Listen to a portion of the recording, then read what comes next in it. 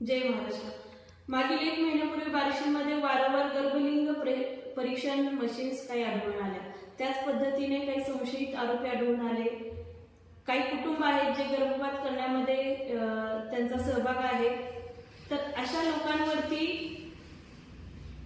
प्रशासनाचा लक्ष नाही हे आपल्याला दिसून येत आहे.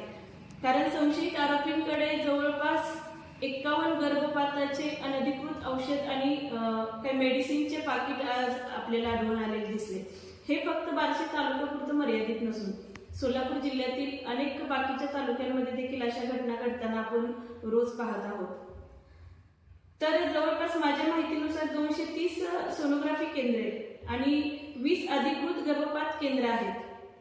शासन स्तरावरती प्रत्येक 3 महिन्याला या केंद्रांची तपासणी होणे हे बंधनकारक आहे. तसेच जिल्हाधिकारी यांच्या अध्यक्षतेखाली जिल्हास्तरीय समितीची बैठक असते. या बैठकीच्या पूर्वी ह्या चौकशीचा अहवाल तिथे सादर होणं आवश्यक असतं. परंतु माझ्या माहितीनुसार जिल्हा सिव्हिल सर्जन यांच्या कार्यालयाकडून अद्याप हा अहवाल सादर झालेला दिसत नाही. मग विषय हा येतो की अशा अनधिकृत गर्भपातामध्ये स्वतः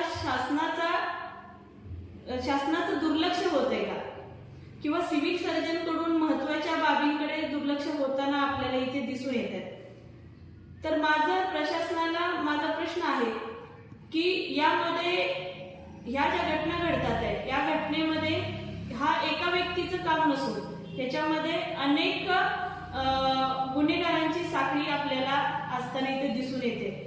कारण अशा प्रकारची औषध पुरवठा करणाऱ्या कंपन्या, त्या कंपन्या कोणत्या आहेत, अशा प्रकारचे मध्यस्थी कोण आहेत, त्याच्यामध्ये जे आरोपी आढळून आले त्यांची सखोल चौकशी झाली का, ती झाली असेल तर त्याची माहिती प्रशासन लेवलला आम्हाला मिळणं गरजेचं आहे.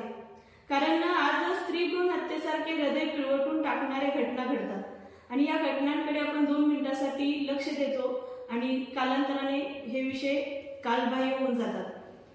तर कुठेतरी प्रशासन सुद्धा ह्या गोष्टींना जबाबदार आहे.